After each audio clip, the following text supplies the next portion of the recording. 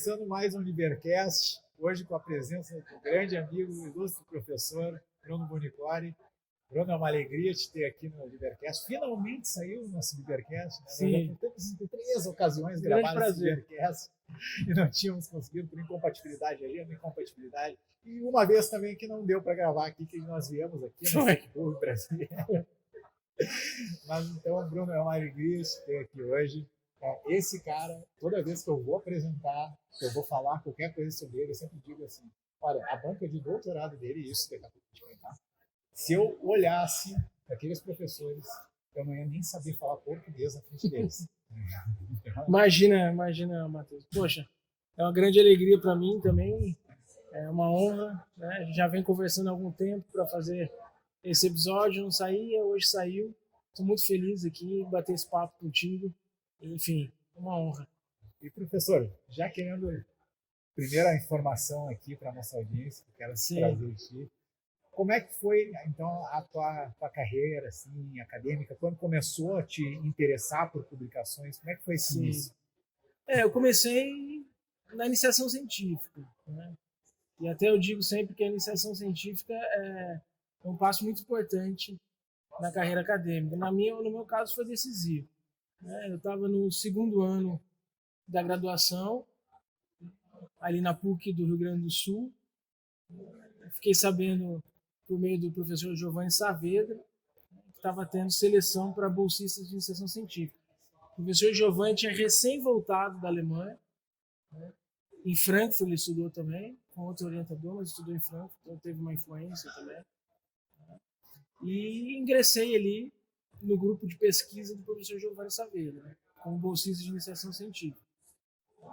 E aí, durante a iniciação científica, o que a gente tem à disposição, a gente até estava falando disso um pouco antes, são salões, né, de iniciação científica, são eventos voltados para o aluno de graduação que está começando a pesquisa. Né. Comecei apresentando esses eventos que tinham à disposição ali, era o Salão de Iniciação Científica da URGS, da Unicinos, da RITA e da própria da FMP, tinha também, e da própria PUC do Rio Grande do Sul. E isso era um incentivo ali, porque a gente tinha um grupo bacana, a gente pesquisava junto, e tinha aquela coisa de apresentar junto, sempre tinha o prêmio de destaque, a gente queria ganhar. E isso foi muito motivador. Eu comecei a viver esse meio da pesquisa, então, ali, né, na iniciação científica, junto ao PPG, o programa de mestrado e doutorado da PUC do Rio Grande do Sul. Então, ali, eu conheci o professor Giovanni, né, primeiro, depois conheci o professor Fábio Dávila, com quem eu trabalhei no mestrado também.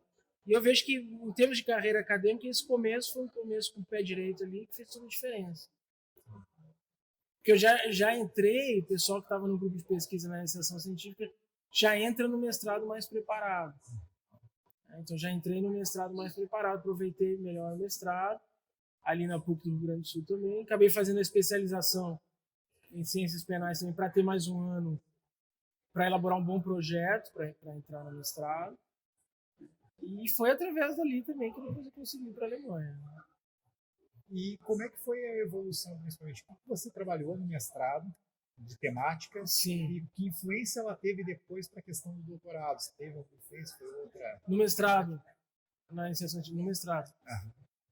Ali na PUC do Rio Grande do Sul tem todo aquele caldo, né, de criminologia crítica, ele já sustentar uma perspectiva bem crítica. A gente tem a disciplina da professora Ruth Gauer, né, que faz toda uma releitura crítica da modernidade, trabalhando autores desconstrutivistas, assim, importantes. Né?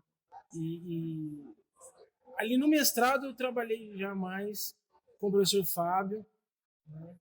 Então eu trabalhei ali já muitos fundamentos importantes de teoria do crime que depois foram pré-requisitos importantes no doutorado. Assim como eu pontuo de novo a iniciação científica. Né? Tive uma base de criminologia ali, de sociologia. A gente trabalhava com o professor Emil também. A PUC ele tinha essa riqueza. Depois no mestrado, o Emil que é um sociólogo importante, Emil Sobotka. Depois no mestrado trabalhei com o professor Emil Stein, que é um dos principais filósofos que a gente tem também. ia assistir os seminários dele de filosofia ali. E esse conhecimento não só da dogmática penal, processual penal, ali no programa mesmo dos Ciências Criminais da PUC, mas também essas aberturas ali que a gente tinha com sociólogos, filósofos. Isso foi um background assim, importantíssimo quando eu cheguei em Frankfurt. Não que eu não tenha apanhado quando cheguei lá também. Isso que eu ia te perguntar, assim, a gente tem muitas críticas, às vezes, aqui a como a gente faz academia no Brasil, como a gente faz academia dentro do direito penal, do processo penal, às vezes. E como é que é chegar lá em Frankfurt, uma cultura completamente diferente? Não é fácil, você estava preparado, você não estava preparado? Como é que Acho foi que totalmente preparado não tinha como, né? Porque a primeira sensação que você tem, frequentando os seminários, é uma seriedade na pesquisa, e uma humildade também, né, de não levar em conta um ego, um argumento de autoridade, né, que impressiona muito no início, né? É possível, por exemplo, você ver seminários em que grandes nomes participavam, às vezes Habermas, Klaus Guindo, e o aluno da graduação pode fazer uma pergunta, não, professor, mas e aqui e ali, às vezes tentar desconstruir, ele vai levar a sério. Ele vai levar a sério, vai responder, vai levar um argumento a sério, vai dar uma resposta científica. Então eu cheguei lá, é natural, a gente fica inseguro. Falando do alemão ali, quando você chega, mesmo que tudo isso daqui fosse em português, já seria muito difícil. Né? Pelo nível mesmo dos debates, o nível dos professores. Ali em Frankfurt tinha um seminário que ocorria toda quinta-feira, ocorre ainda, né, em que um professor, um doutorando apresenta a tese e todo mundo discute. Né? Mas todo mundo ali são outros grandes professores também. Aí tem o Pritchwitz, tem o Klaus Ginter, tem o Nauck, tem professores de fora que vêm, e todos eles ali discutindo a tese, né, de quem apresenta ali. Depois eu vim apresentar e tal. Mas no começo é isso, a adaptação não é fácil também, né? A língua, aí você tem que correr atrás também. Tinha estudado 2 anos no Goethe Instituto de Porto Alegre, né? Mas você tinha na família já alguém que falava alemão? Não tinha. Você estudou 2 anos e foi para Fui, ganhei bolsa. Não tinha ninguém. Eu fui estudar alemão, não tinha assim nenhuma identificação com a cultura alemã. Eu fui estudar alemão por causa do direito penal. Sim. Aí eu falei, não, é lá que está a base, o centro, então vamos para lá. E eu estudei 2 anos ali, mais ou menos, durante o mestrado, um pouquinho antes, e já tinha como foco concorrer à bolsa do DAD, que é a bolsa do governo alemão. Né? Sai um edital conjunto com a CAPES todo ano, mas a principal bolsa é a do DAD, é a melhor. Inclusive, fui acompanhado da minha esposa e eles pagaram curso para ela também, tem um auxílio, tem diversos benefícios. Né? E então eu queria ganhar essa bolsa, me preparei para ela. E tem uma prova que a gente faz para concorrer à bolsa de alemão, que não é um nível tão alto, um nível intermediário, B1. Né? E essa prova ali eu consegui decorar ali as declinações, a gramática, passei. Mas isso não significava naquele momento que eu sabia falar alemão. Né? Aí chegando lá, o DAD te dá 6 meses do intensivo manhã e tarde só para aprender alemão, antes de ir para a universidade. E esse intensivo meu foi na cidade de Dresden, uma cidade ali que ficava na Alemanha Oriental, próximo à Polônia, um pouco perto de Berlim ali. E essa cidade não foi eu que escolhi, eu fui para lá porque o próprio DAD direcionou para fazer o curso de alemão. E depois que eu fui para Frankfurt. E como é que foi esse período, assim, você, conforme ia fazendo agora intensivo, assim, você se sentia mais preparado? Ajuda muito. Esses 6 primeiros meses ali, só aprendendo alemão, você consegue formalmente atingir um nível alto de prova. Sim. Que é o suficiente para matricular depois da universidade. Mas isso ainda é um mundo, assim, das provas, porque depois tu vai para a vida mesmo, e aí vai comunicar na universidade, reuniões com os orientadores, esses seminários que são em alemão, que você vai apresentar. Aí já é uma outra história. Com os anos, lá pro 2º ano, vai pegando confiança. E como é que é a questão, assim, do choque de cultura. Até antes da gente começar a gravar aqui, eu tinha comentado, né, essa questão de fontes que bebe, tudo. E você já vinha com uma adaptação aqui já à doutrina brasileira, já sabendo um pouco da doutrina estrangeira também, que a gente acaba trabalhando muito aqui. Sim. Referiu aqui que já tinha bebido em muitas fontes. E como é que é quando chega lá, assim, tem que ver qual é a base doutrinária? Não, essa escolha? Quando você chega lá, você acaba desmistificando também esses grandes autores. A PUC ali no Rio Grande do Sul tem uma perspectiva crítica do direito penal, assim como a Universidade de Frankfurt tem também. Então, tem outras escolas na Alemanha, né? Tem o pessoal em Berlim, tem o pessoal em Munique, né? Tem diversas outras universidades de excelência. E Frankfurt é um centro, assim, crítico, então fez todo sentido ir para lá. E os autores a gente já trabalhava ali na PUC, né? O Cornelius Pritchfield, por exemplo. Eu trabalhei com culpabilidade no mestrado. E levei o mesmo tema para o doutorado. O mesmo problema. E mudei também a perspectiva para chegando lá. Então, Klaus Ginter ali.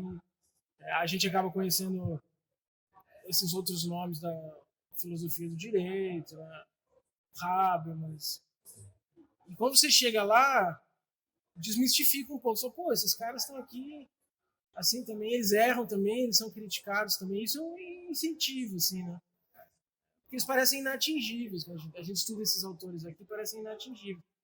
E aí você chega lá, o Klaus Ginter, por exemplo, foi meu orientador, né? Aí durante o doutorado eu desenvolvo, esboço um conceito ali de culpabilidade que vai de encontro com o dele em muitas questões, né?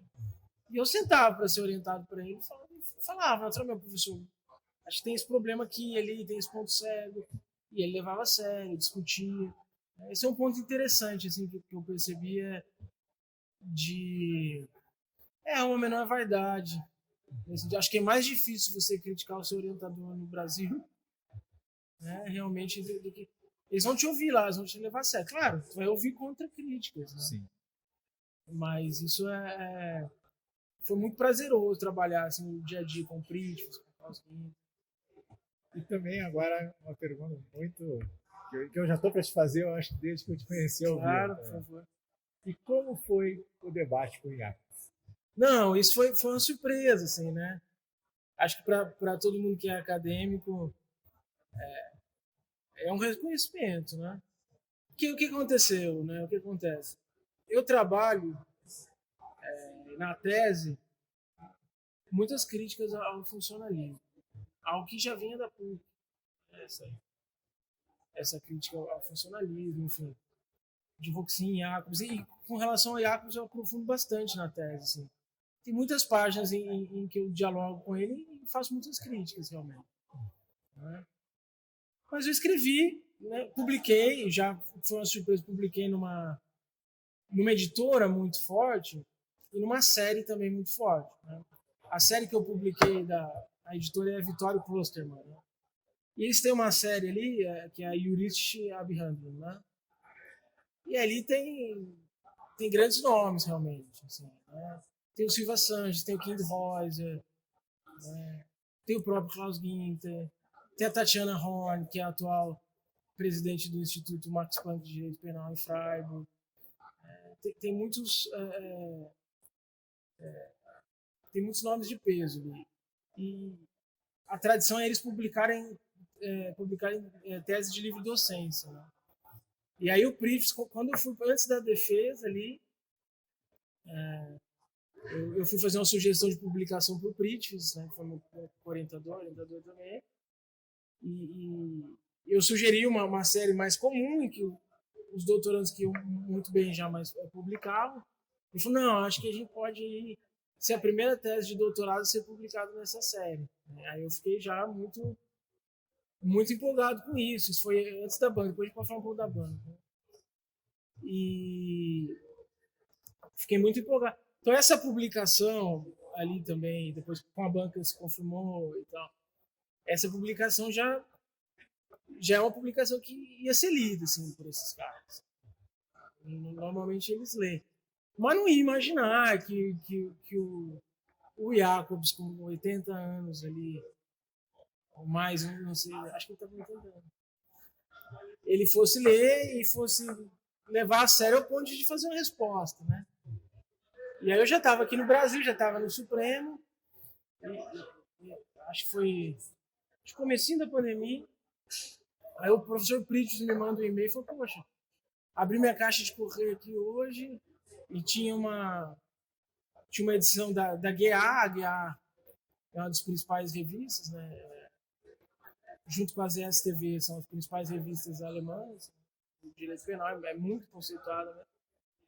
Ele falou: então, tinha uma resenha da sua tese, e não era de qualquer um, era do Jacob, né? Ele me escreveu um e-mail e me mandou já a cópia, né? E aí eu acho que foi do ponto de vista acadêmico, realmente um dos grandes reconhecimentos. Assim, ele escreveu uma resenha de 5 páginas, levando a sério meus argumentos, alguns pontos bem elogiosos, né? E depois, no final, ele elabora 6 perguntas, né? Estou trabalhando na resposta ainda, mas pretendo publicar. A resenha foi traduzida, né? Já foi publicada na RBC Crim, a resenha. Esse ponto aí foi realmente assim inesperado e foi um coroamento, né? Eu acho fantástico, assim. Quem tá vendo no YouTube aqui, tá vendo que eu tô com uma cara de Não, criança imagina, feliz aqui. imagina. Mas que eu achei fantástico, assim. Que nem eu disse logo na abertura aqui. Quando eu vi a banca, eu já me impressionei. Não, a banca Depois, quando eu vi também, a resposta foi fantástica. Não, tô achando ótimo o bate-papo, né? Ainda um pouco estranho ficar contando assim pontos, né, positivos da biografia, mas é gostoso relembrar. E foi realmente assim, esse ponto acho que foi um dos principais pontos da minha carreira realmente acadêmica, foi a resenha do professor Jacobson. Foi a publicação primeiro nessa série, né, e depois a resenha. E depois tiveram outras resenhas, né? Tiveram mais 2 professores alemães que resenharam também. Assim. Resenhas importantes, mas não tem como ser mais importante do que a do Jacob. E aí vai sair, o ano que vem vai sair a tradução da tese, vai sair pela Marcial Pons, vai sair com o prefácio do professor Jair Tavares e a resenha também traduzida do professor Jacob. Meus parabéns. Obrigado. E agora te perguntar assim, agora falamos um pouco sobre a tua jornada acadêmica também, e te perguntar assim, hoje, o professor Bruno, se um estudante batesse na tua porta e perguntar assim, professor, faço um mestrado, um doutorado no Brasil ou no exterior? O que você indicaria e o porquê? Depende dos objetivos, assim. Acho que se o aluno pretende ir e voltar e está pensando numa carreira aqui, eu acho que vale a pena fazer uma iniciação científica, fazer um mestrado aqui, até para criar uma rede de contatos. Se a pessoa vai voltar ao Brasil, ela precisa ser conhecida no Brasil. E me ajudou muito no retorno os contatos que eu tinha feito no mestrado. E que eu sempre fiz questão também de manter durante o doutorado. Então, assim, no meio do doutorado, eu estava trabalhando já na RBC Crim, estava dando palestra aqui no Brasil, vim para palestrar no Seminário Internacional do IBC Crim, isso durante. Então, assim, eu já estava com o pé aqui, porque é importante não perder totalmente contato com o Brasil. Então, se é um aluno que pretende ir e voltar, eu acho que vale a pena fazer um bom mestrado aqui, né, se preparar linguisticamente, seja com inglês, seja com francês, com italiano, com alemão, e fazer um bom doutorado. Primeiro caprichar já na dissertação de mestrado aqui, que é o nosso cartão de visita. Primeiro é a dissertação de mestrado e depois é a tese. Até hoje ainda, né, eu já estou como professor ali de mestrado e doutorado, permanente no CU, mas ainda, veja, a tese ainda vai ser, a tradução vai ser ano que vem, continua sendo meu cartão de visitas. Né, então, realmente, mergulhar ali na tese. E no exterior eu acho que a gente consegue fazer isso mais fácil. Por quê? Porque não é fácil no Brasil, questões materiais, concretas, você se dedicar totalmente a 4 anos para pesquisa. Né? Porque você precisa sobreviver também. Né? E lá com a bolsa, em euro, uma estabilidade social, você vive. Né? Então esse é um ponto positivo de você consegue ficar imerso, só estudando, só debatendo. Não acho que não adianta também ficar sozinho na biblioteca. Tem que escrever, tem que estudar, E tem que ir para os seminários, debater, testar hipóteses. Eu fiz muito isso, né? De rodar a Europa, assim, nas universidades, Portugal, Espanha, Áustria, testando a hipótese. Que lá não é difícil de fazer isso. Você, sendo doutorando em uma boa universidade, você consegue se inscrever nos seminários para ir apresentando e testando sua hipótese. Isso vai tornando seu trabalho melhor. Sim. Porque vai recebendo críticas e vai... Então, esse tipo de ambiente mesmo que você mergulha, me parece ser mais possível lá. Além de que realmente o nível em algumas áreas é mais alto. Realmente, assim, estão mais avançados, mais maduros, né? Então já vai ter uma metodologia mais consolidada, um estado da arte ali que vai ser te apresentado, vai ter mais facilidades. A bibliografia, tu vai ter tudo na biblioteca ali, tudo na mão, né? Eu brinco que tem que fazer muito esforço para fazer uma tese ruim, né? Porque isso não tem todas as condições. Então tem esse ponto. O ponto negativo seria esse, para quem quer voltar. Né? Perdeu o contato aqui. No meu caso deu certo. Porque eu procurei manter o contato, porque tive alguns sorte em alguns pontos. Né? A volta pelo Supremo também com o ministro Gilmar ajudou. Mas tem muitos amigos que tiveram dificuldade na reentrada. Né? Então, assim, para quem está pensando mais imediatamente em dinheiro, talvez, em realmente construir patrimônio, enfim, talvez aí seja mais interessante já abrir um escritório aqui e ir tocando junto com o doutorado. Mas o salto que você vai dar é mais difícil de dar fazendo o doutorado aqui. Por quê? Porque lá você vai trabalhar com os mesmos professores e os mestres dos seus mestres aqui. Então você vai ter uma condição de voltar de igual para igual com esses caras. Né? Com todo respeito e admiração que eu tenho, se eu tivesse feito doutorado na PUC, eu ia continuar sendo pupilo dos caras. Não ia estar em pé de igualdade. Mas você ir lá estudar com a fonte, como você disse, com grandes nomes, te dá... No meu caso, me abriu muitas portas. Então, assim, foi decisivo para mim fazer o doutorado lá. Mas acho que é isso, acho que tem que ponderar bem. Quem é apaixonado pela academia, quer conhecimento mesmo, quer fazer o melhor trabalho possível, vai ter que ir, vale a pena. E hoje? Você aqui no Brasil já. Eu venho acompanhando também a tua produção, que também é muito grande, Sim. aqui no Brasil também. Obrigado. O que hoje te leva a escolher um tema, escolher uma problemática? Como que você define os autores que vai utilizar para alicerçar? Depois eu faço essas perguntas. Tá, eu acho que é o seguinte, assim, primeiro tem que escolher o tema. Eu trabalhei muito com fundamentação do direito, temas mais densos, mais pesados, que me atraem muito. Que aqui no Brasil, a grande referência é o professor Juarez Tavares.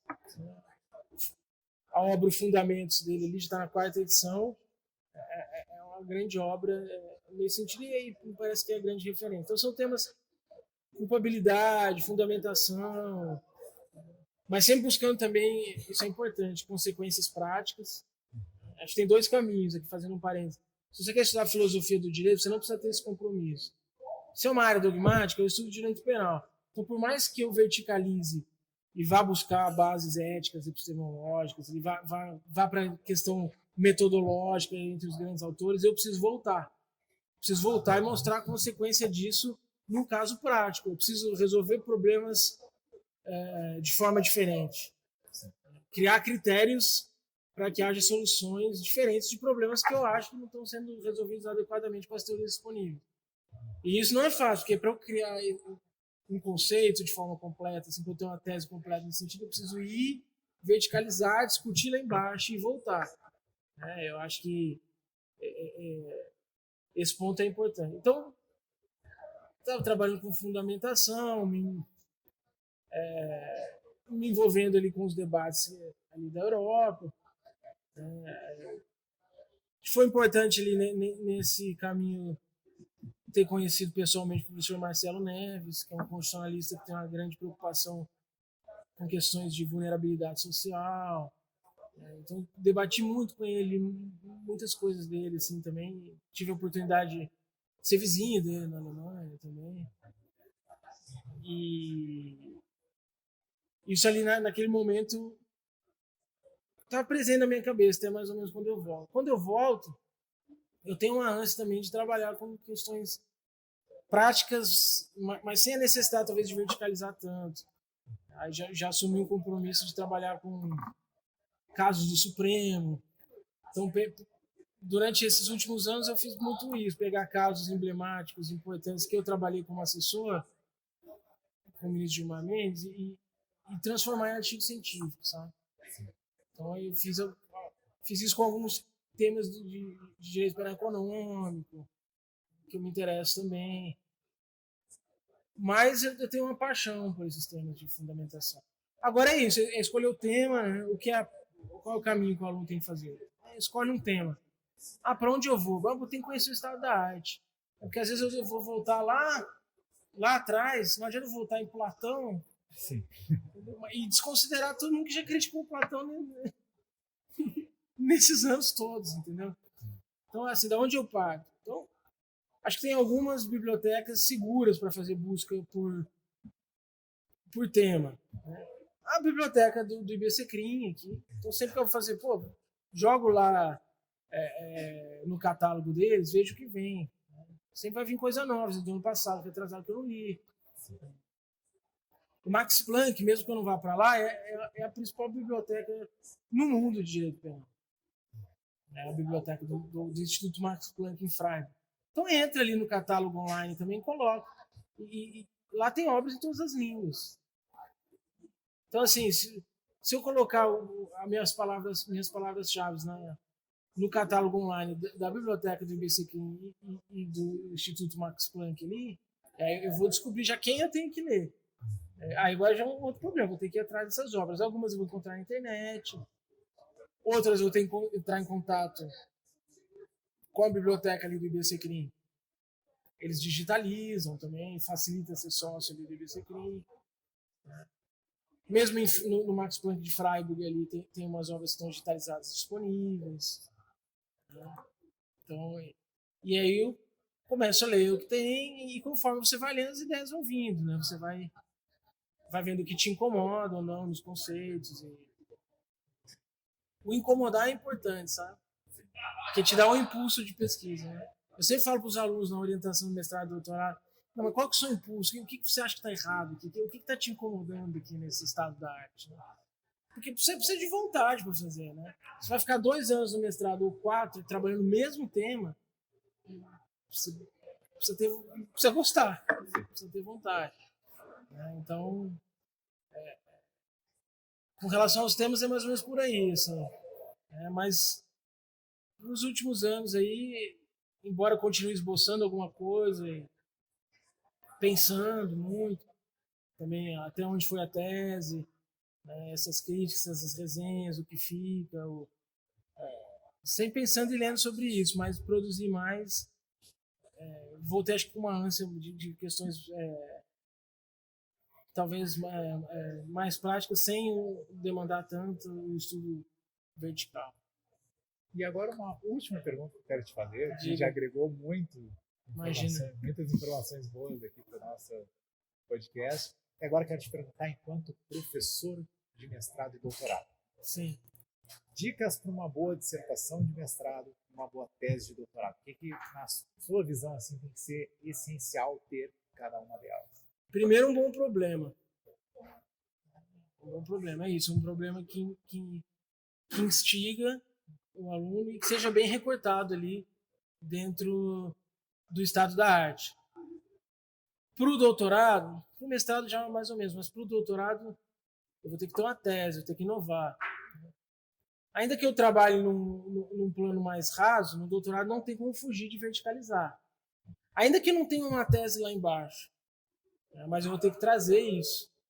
Então eu preciso de carga de leitura. Eu preciso ler bastante sobre o tema, circundar bem o estado da arte. Pode ser que eu tenha um problema inicialmente e mude depois. Então o principal é ter um tema, esboçar o problema, ler no que tem disponível ali sobre o tema, estado da arte, aí refinar o problema, Depois que eu refinar o problema, eu posso começar a pensar numa direção de construção do sumário, que é o mais difícil, assim.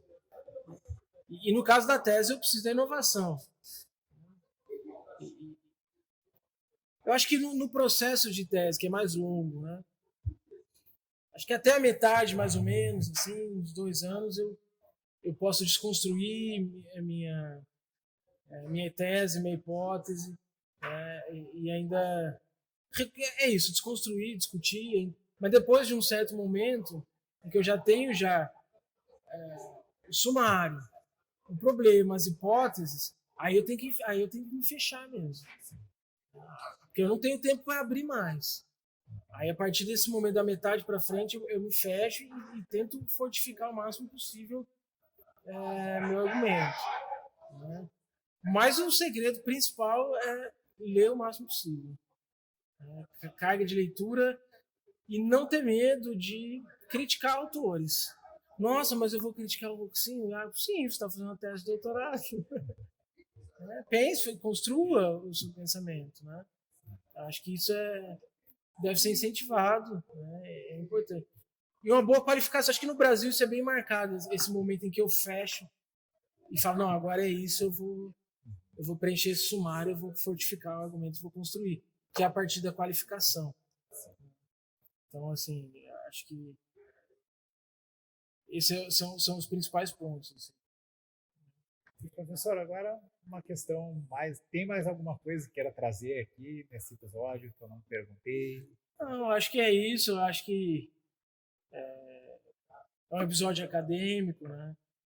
Acho que quem gosta mesmo, acredita na academia, tem que mergulhar mesmo, tem que estudar, tem que discutir. Isso é muito rico, né? Porque isso vai trazer ganhos na prática também. Ainda que eu não queira ser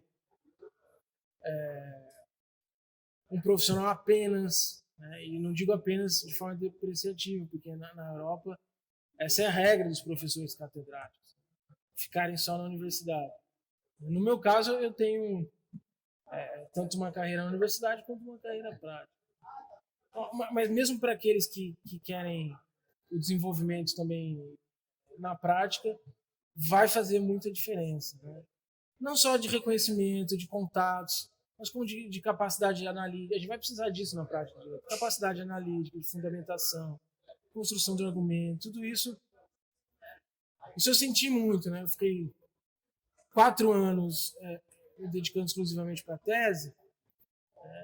Quando eu volto para o processo, para os casos práticos, e eu faço isso na própria Alemanha, antes de defender, vou trabalhar no escritório lá. Aí você fala, opa, né, tem mais instrumentos aqui.